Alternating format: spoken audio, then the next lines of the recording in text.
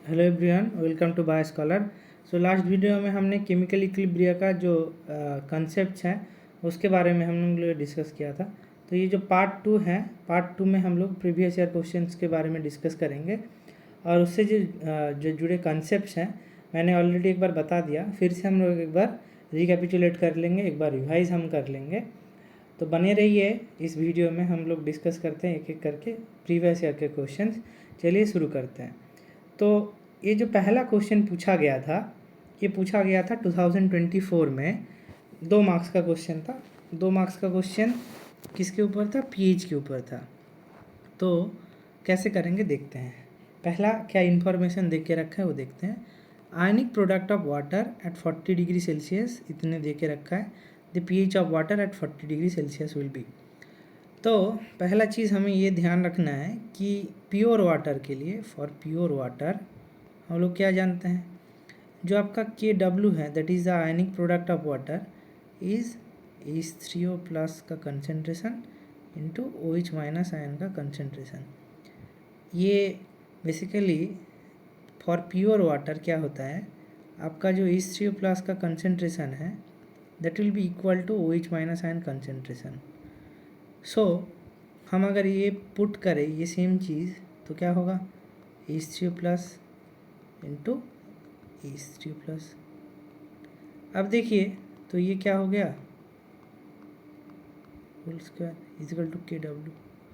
अब KW का value देख के रखा है क्या, 2.92 into 10⁻14 is equal to concentration of H3O plus uh whole square. So H3O plus का कंसनट्रेशन कितना हो जाएगा, √2.92 इंटू 10⁻14। सो इसका आंसर जो आएगा that will be near about 1.708 into 10⁻7।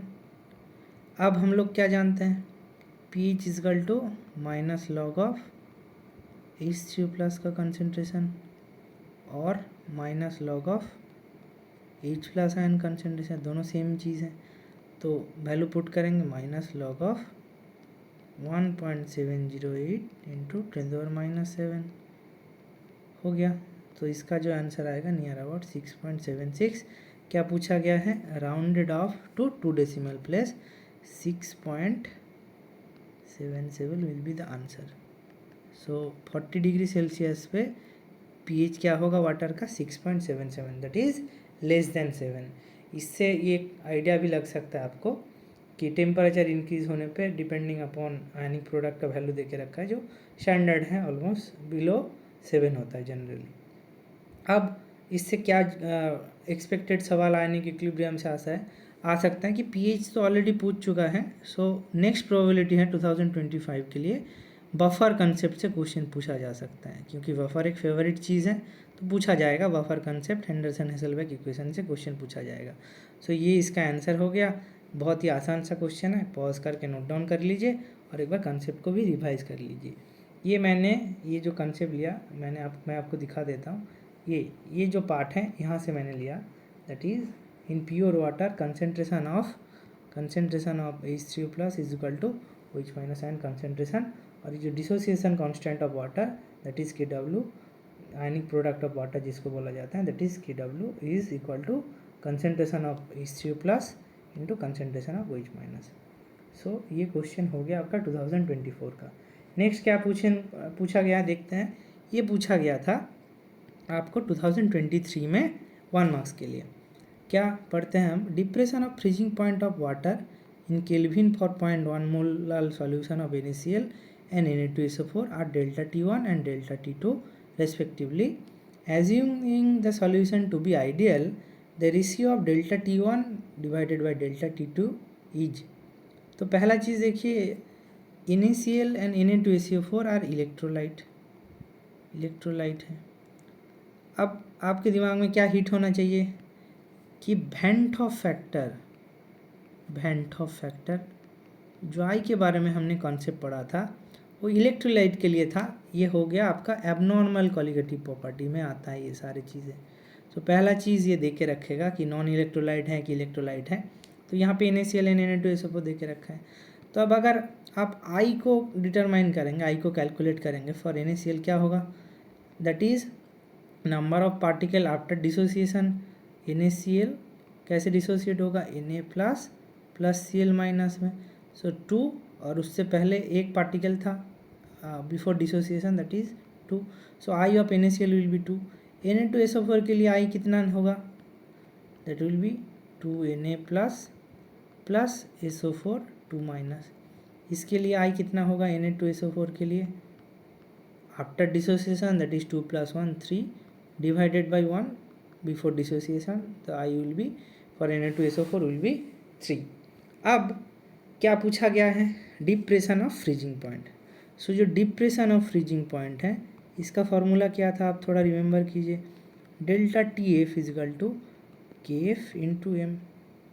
अब यहाँ पे इलेक्ट्रोलाइट के लिए बोला है, सो एबनॉर्मल प्रॉपर्टी के लिए हम लोग क्या करते हैं, delta TF KF into M into I से मल्टीप्लाई करते हैं वेंट ऑफ फैक्टर से। सो इससे हम मल्टीप्लाई करते हैं किसके कंटेक्स्ट में, जब हमें बताया जाता है कि इलेक्ट्रोलाइट के केस में। अब रेशियो पूछा है डेल्टा T1, ये NaCl के लिए पकड़ लेते हैं, और ये डेल्टा T2 ये है Na2SO4 के लिए। अब देखिए रेशियो क्या होगा, KF into M into I of NaCl, KF into M into I of Na2SO4। So KF M KF cut गया, तो बचा क्या है हमारा, I of NaCl by of Na2SO4, I of NaCl divided by I of Na2SO4 क्या है 2 3, 2 divided by 3 is equal to 0.67। ये हो गया आपका आंसर, तो आंसर हो गया 0.67। क्या था इस क्वेश्चन में, आपको क्या क्या कंसेप्ट ध्यान रखना है, ये आ सकता है फिर से, वेंट ऑफ फैक्टर का कंसेप्ट, और सॉल्यूशन एक बहुत इंपॉर्टेंट चैप्टर है जो आपको करके जाना ही जाना चाहिए, दैट इज़ जो आपका कॉलिगेटिव प्रॉपर्टी है, कॉलिगेटिव प्रॉपर्टी के बारे में बहुत अच्छा क्लैरिटी आना होगा आपको, तभी आप कर पाएंगे कॉलिगेटिव प्रॉपर्टी। ठीक है, तो ये कंसेप्ट था, और कैसे टैकल करते हैं ये क्वेश्चन आप देख लीजिए आराम से एक बार। नेक्स्ट, चलिए नेक्स्ट क्वेश्चन करते हैं हम लोग। अब ये जो क्वेश्चन है ये भी सॉल्यूशन से क्वेश्चन पूछा गया है। सो सॉल्यूशन जो चैप्टर है ये मस्ट चैप्टर है, आप हाईलाइट कर लीजिए। ये जो कंसेप्ट मैं बता रहा हूँ ये कहीं ना कहीं पूछा गया है, और 2023-22 आप जब देखेंगे तो क्वेश्चन पूछा जाता है, तो 2024 में 25 में भी एक्सपेक्टेड है कि आपको ये क्वेश्चन मिलेगा कहीं ना कहीं। सो ये जो नेक्स्ट क्वेश्चन है इसको देखते हैं, आइए सॉल्व करते हैं। तो पहले क्या आपको आइडिया होना चाहिए कि हमारा जो डेल्टा TB है, that is elevation of boiling point and depression of freezing point, इसमें एक कांस्टेंट आता है जिसके बारे में हम लोगों ने डिस्कस किया था। उसका वैल्यू कैसे निकालते हैं, ये NCERT में डायरेक्ट फार्मूला दिया है, तो उसके बारे में ही हम लोग बात करते हैं, उससे ज़्यादा करने का कोई आवश्यकता नहीं है। तो जो KB है, that is the ebullioscopic constant, उसका वैल्यू है R इंटू T, ये एब्सोल्यूट टेम्परेचर पे केल्विन पे होगा, TB² into M1 divide by 1000 into delta H enthalpy of vaporisation, KF है delta H fusion enthalpy of fusion. और ये जो फार्मूला है ये क्वेश्चन पे काम में आएगा, इसलिए पहले मैं बता रहा हूँ क्या है। पहले हम क्वेश्चन को देखते हैं। Sample of benzene contaminated with a non volatile non ionic solute boils at 0.31 degree Celsius higher than that of pure benzene. अब the molarity of solute in contaminated solution is, तो same delta TB is equal to KB into M। अब molarity के बारे में पूछा है, यही पूछा है आप क्वेश्चन में, हमें KB निकालना है, तो KB निकालना है पहले, उसके बाद ही तो हम डेल्टा TB निकाल पाएंगे, तभी तो हम M निकाल पाएंगे, है ना। डेल्टा TB दे के रखा है 0.31 डिग्री सेल्सियस, इतना एलिवेट हुआ है, इतना इंक्रीज़ किया है। तो KB कैसे निकालेंगे, KB निकालने के लिए हम वैल्यूज़ को पुट कर देंगे पहले।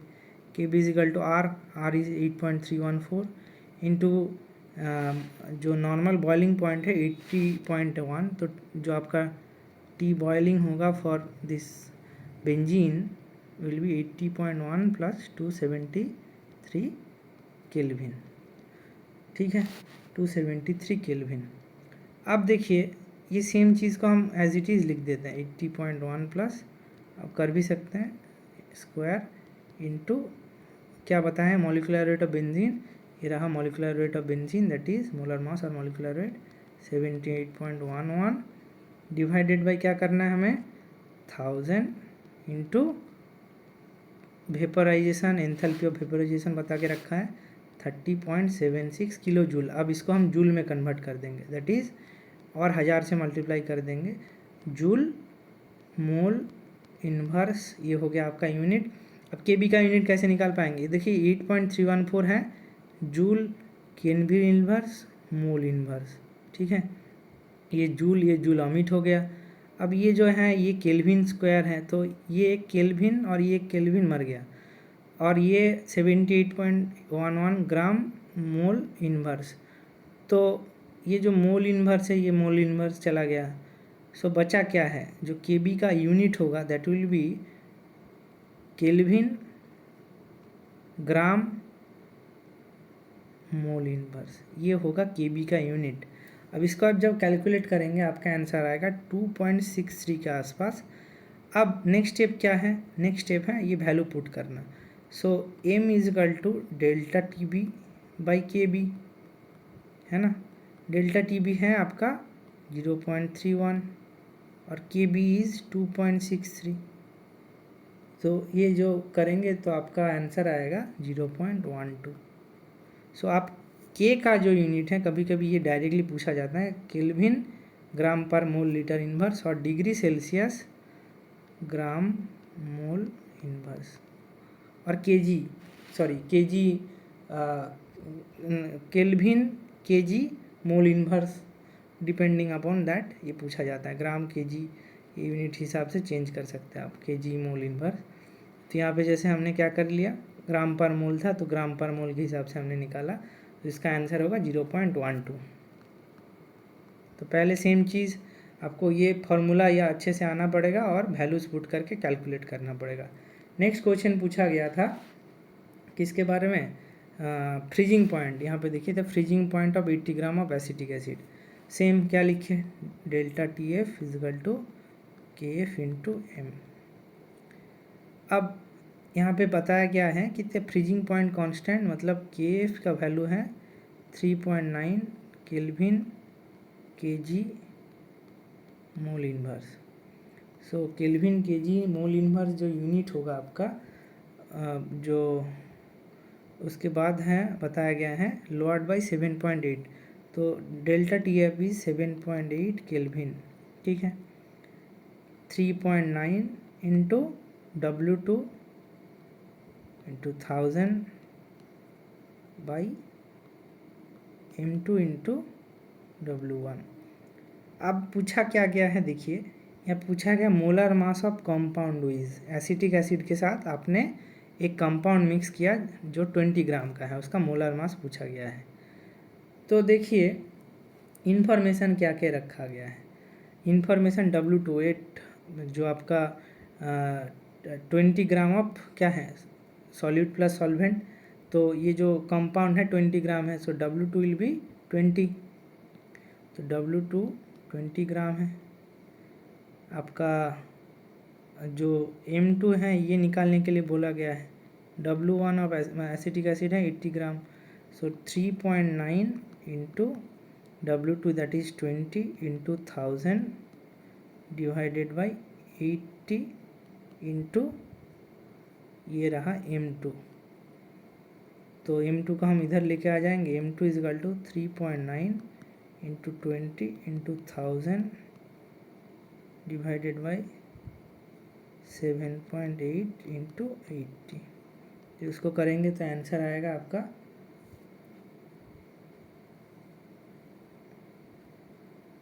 125, ये आपका आंसर आ गया। एक बार आप देख लीजिए क्रॉस चेक कर लीजिए ये आंसर, तो ऐसे कैलकुलेट करेंगे, जो आंसर आएगा that will B 7.8 divided by into 80। ये रहा आपका डायरेक्ट फार्मूला बेस्ड क्वेश्चन जो एक्सपेक्टेड है, नेक्स्ट ईयर भी पूछा जा सकता है। नेक्स्ट क्वेश्चन की तरफ बढ़ते हैं। यहाँ पे क्या पूछा गया है कि N aqua solution contains a mixture of 10⁻8 mole of sodium chloride and 10⁻8 mole of hydrogen chloride HCl। अब choose the correct statement about this solution. पहला क्या option, the solution is buffer. अब बफर का कंसेप्ट यही क्या आता है कि आपका weak acid and it's salt और जो weak base and it's salt है, यहाँ पे तो ये HCl स्ट्रॉन्ग एसिड है और NaCl एक स्ट्रॉन्ग इलेक्ट्रोलाइट है, तो ये बफर तो नहीं होगा। और उसके साथ साथ the pH will be less than 7 because ये HCl है H plus plus Cl minus और 10⁻8 है, तो जो HCl होगा basically depending upon that the solution is not a buffer but it's pH will be less than 7। तो ये हो गया आपका आंसर। कुछ नहीं, ऑब्जर्वेटरी टाइप क्वेश्चन था जो आराम से हो सकता है, ठीक है। अब देखिए नेक्स्ट क्वेश्चन क्या पूछा गया है।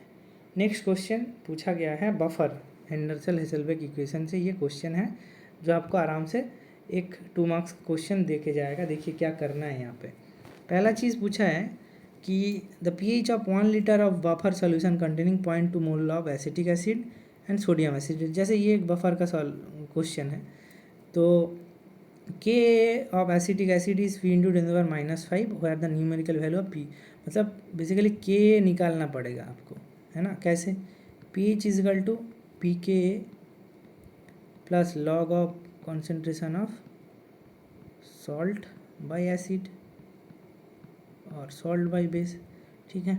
PK भी हो जाएगा, तो सो क्या है यहाँ पे PK plus log of concentration of CH3COONA concentration of acid that is CH3COOH और ये रहा pH। तो pH बताया गया है कितना 5, सो वैल्यू पुट करेंगे 5 is equal to PK plus log of 0.03, ये रहा 0.03 mole of sodium acetate divided by 0.2, ये रहा। So PK will be 5 minus log of 3/2 log of 3/2, तो PK का आंसर आएगा आपका समथिंग इन अराउंड 4.82, ठीक है 4.82। अब PK है minus log of K is equal to 4.82। अब K इजकल टू माइनस 4.82 का एंटी लॉग, इसका हम क्या लेंगे एंटी लॉग। इसका अगर आप एंटी लॉग लेंगे तो आंसर आएगा 1.51 इंटू 10⁻⁵। अब K का वैल्यू है P इंटू 10⁻⁵, ठीक है।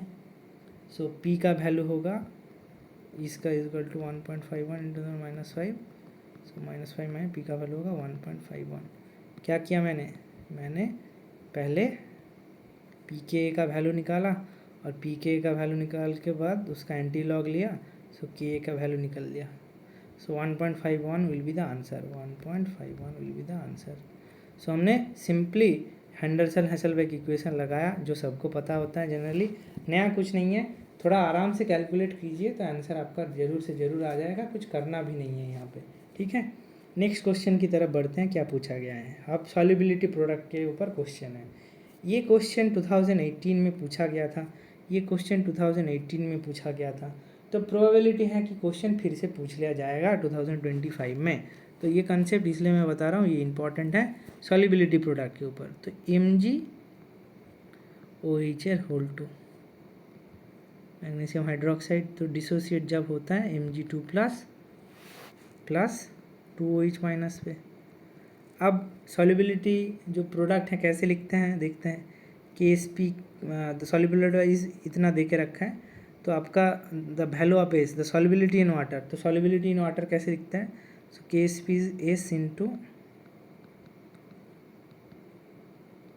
ए स्क्वायर 2s होल स्क्वायर, क्योंकि देखिए पहले ये तो गलती हो रहा है, इसको देखते हैं एक बार, सॉरी। सो देखिए क्या होगा, ये s है, बताया गया है s, ये 2s, सॉल्युबिलिटी प्रोडक्ट कैसे लिखते हैं, s into 2s whole square, ये रहा है आपका सॉल्युबिलिटी, ये रहा आपका सॉल्युबिलिटी, KSP हो गया।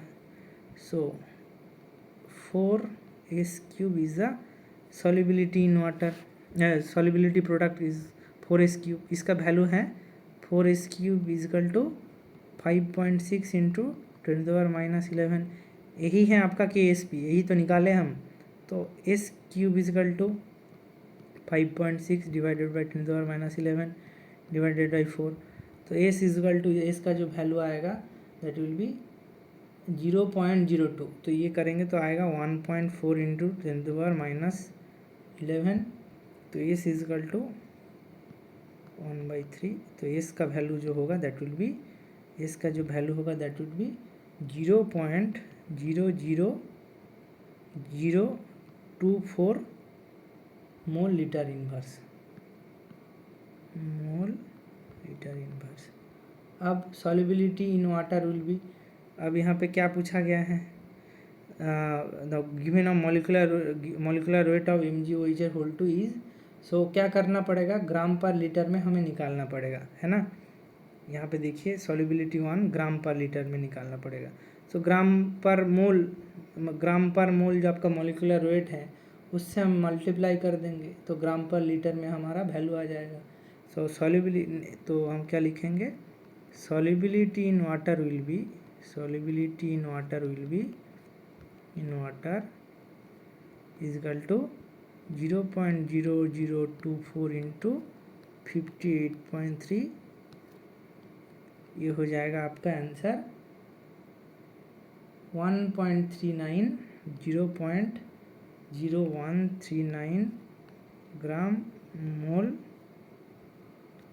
ग्राम लीटर इनवर्स, मोल नहीं, ग्राम लीटर इनवर्स, मोल तो चला जाएगा, ग्राम लीटर इनवर्स। तो इसका जो आंसर आएगा that is 1.39 into 10⁻² gram litre inverse. ठीक है, क्या किया हमने, पहले KSP निकाला, KSP 4s³ होगा तो उससे हम s निकाला। तो सॉल्युबिलिटी इन वाटर करने के लिए हम क्या करेंगे, सिंपली जो मॉलिकुलर वेट है ग्राम पर मोल के हिसाब से हम क्या कर देंगे, मल्टीप्लाई कर देंगे, मोल पर लीटर वही हो जाएगा आपका ग्राम पर लीटर, पर मोल लीटर में, 1000 में कितना होगा, ग्राम पर लीटर में आ जाएगा आपका 1.39 इंटू 10⁻² ग्राम पर लीटर। तो इसका जो वैल्यू होगा दैट विल बी 1.39। ये रहा एक क्वेश्चन सॉल्युबिलिटी प्रोडक्ट के ऊपर। नेक्स्ट क्वेश्चन क्या है, पूछा गया है 1 gram of protein dissolve in 1 litre of water. अच्छा ठीक है, बहुत बढ़िया। 1 gram of protein dissolve in 1 litre of water. The solution exerts an osmotic pressure of 1.4 torr at 298 Kelvin. Assuming the protein do not ionize in the solution, the molecular weight of the protein is. Simply क्या लिखाएंगे, पाई is equal to CRT। अब देखिए यहाँ ये Tor पे हैं, अब यही तो है आपका असली खेला, टॉर जो पाई है ये टॉर पे है 1.4 टॉर। अब इसको आपको ATM में कन्वर्ट करना पड़ेगा, 1 ATM इजकल टू 760 टॉर। सो जो पाई का वैल्यू होगा हम पुट करते पहले 1.4 divide by 760 is equal to C, concentration बताएगा, C इजकल टू हम इसको तोड़ के लिख सकते W/m into RT। W weight क्या है, weight molecular weight assume that donut protein 1 gram of protein है ना, 1 gram into R that is 0.082, T क्या है 298 kelvin, 298 kelvin divided by m निकालना है हमें 1.4/760। सो m निकालने के लिए हम क्या कर देंगे 760 इंटू 0.082 इंटू 298 डिवाइडेड बाई 1.4, तो आंसर जो आएगा आपका दैट इज़ 136.5 ग्राम पर मोल। ठीक है, तो ये रहा, ये आपको आइडिया होना चाहिए कि आपका जो 1 ATM इजकल टू 760 टॉर होता है, ये इम्पॉर्टेंट है। ये तो आसान क्वेश्चन था, कुछ करना नहीं था इसमें, खाली वैल्यूज पुट करना था। नेक्स्ट क्वेश्चन है किसके ऊपर, freezing point. The 1 gram of urea molecular weight 60 is dissolved in 200 gram of solvent S. The freezing point S is lowered by 0.25 degree Celsius. When 1.5 gram of non-electrolyte Y is dissolved in 125 gram of S, the freezing point of S is lowered by 0.2 degree Celsius. So what is the molecular weight of Y? तो दो case हैं, एक एक करके देखते हैं क्या है। तो पहला देखिए, point delta T F is equal to K F into M, है ना। अब देखिए यहाँ पे के एफ नहीं दे के रखा है ना, के एफ आपको नहीं दे के रखा है, तो क्या करेंगे हम लोग, देखिए फटाफट। पहला चीज़ देखिए 0.25 इंटू के एफ, एम क्या है W2 into 1000 divided by M2 into W1। अब वैल्यूज़ क्या क्या हैं फटाफट पुट कर लेते हैं, वैल्यूज़ क्या क्या हैं हम फटाफट पुट कर लेते हैं। 1 ग्राम के F into 1 gram into 1000, M2 है आपका 1 ग्राम, M2 है 60, मोलिकुलर वेट है 60 यूरिया का। W1 हमें नहीं पता है, W1 हमें नहीं पता है, W1 हमें पता है, that is 200 gram of solvent. So ये रहा 200, तो 0.25, इससे हम के एफ निकाल लेंगे। तो के एफ जो निकलेगा that will B 0.25 into 60 into 200 divided by 1000। तो ये करेंगे, जो आंसर आएगा that will B 3 kelvin KG, और केल्विन या डिग्री सेल्सियस केजी मोल इन्वर्स, ठीक है। तो ये के एफ निकालने के बाद नेक्स्ट जो पूछा गया है, 1.5 gram of non electrolyte Y is dissolve in 125 gram of S. तो नेक्स्ट स्टेप में हम क्या निकालेंगे, फिर से इक्वेशन पुट करेंगे, delta T F is equal to K F into M. अब के एफ हमें पता है 3, तो डेल्टा टी एफ है 0.2, ये रहा 0.2, 3 into W2, 3 into W2 that is 1.5 into 1000 divided by 1.5 हो गया 125 ग्राम इंटू आपका क्या होगा, उसका मोलिकुलर वेट निकालना है, दैट इज़ M2। 125 आपका क्या है Y, दैट इज़ M2। नहीं, ये एक छोटा सा मिस्टेक हो गया, देखिए क्या करना है। 1.5 इंटू 1000 इंटू 3, हमने 1.5 क्या किया, नॉन इलेक्ट्रोलाइट हमने डिसॉल्व किया। हमें क्या निकालना है, हमें निकालना मोलिकुलर वेट ऑफ वाई। अब जो मोलिकुलर वेट ऑफ वाई है उसको निकालने के लिए हम क्या करेंगे, ये जो आपका वेट है that is the Y weight, पहले हम क्या ले लेते हैं, मोलिकुलर वेट ऑफ M2 निकालना है, वेट ऑफ W1 इज़ 125 ग्राम, बस हो गया। ये हो गया आपका M2, 3 इंटू 1.5 इंटू 1000, 0.2 इंटू 125, तो इसका जो आंसर आएगा 180 होगा आपका मोलिकुलर वेट। तो ये रहा आपका आंसर। पहले हमने के एफ निकाला, दूसरा उस के एफ को यूज़ करके जो नेक्स्ट क्वेश्चन है जहाँ पे हमने दूसरा एक नॉन इलेक्ट्रोलाइट डिसॉल्व किया, उसका वैल्यू निकाला ग्राम पर मोल, ये हो गया उसका मोलिकुलर वेट। नेक्स्ट क्वेश्चन की तरफ बढ़ते हैं। नेक्स्ट क्वेश्चन पूछा गया है 50 ml of 0.02 mole of ACl is added to 950 ml of H2। ये बहुत ज़्यादा डाइल्यूट सोल्यूशन के लिए pH होगा, तो pH of the final solution है। अब फट से 0.02 करके नहीं कर पाएंगे, क्यों, क्योंकि आप 950 ml ऑफ H2 भी हैं, that is also a main reason. आप जब ये 950 में डालेंगे तो टोटल वॉल्यूम होगा 1000 में से आपको कैलकुलेट करना पड़ेगा। देखिए क्या है, concentration is equal to number of moles per unit volume. अब कंसनट्रेशन 0.02 मोलर है, नंबर ऑफ मोल निकालना पड़ेगा हमें, वॉल्यूम है 50 ml। देखिए क्यों मैं निकाल रहा हूँ, नंबर ऑफ मोल विल भी 0.02 इंटू 50, तो ये हो गया 1 मिली मोल। 1 मिलीमोल। अब 1 मिलीमोल किस में, कितना वॉल्यूम में, टोटल वॉल्यूम क्या है, कंसंट्रेशन ऑफ H+ जो है, इसी से हम pH निकालेंगे। तो 1 मिलीमोल है आपका 1000 ml में, ये 1000 ml में 1 मिलीमोल। सो आपका जो फाइनल H+ का कंसंट्रेशन है, H+ आयन का जो कंसंट्रेशन है वो वॉल्यूम के ऊपर डिपेंड करेगा। तो हमारा जो फाइनल वॉल्यूम है दैट इज़ 1000। सो जो H+ आयन का कंसंट्रेशन है दैट इज 10⁻³ मोल। अब pH जो है that will B minus log of H+ ion concentration, so minus log of 10⁻³ that will B 3। सो इसका आंसर आ जाएगा 3।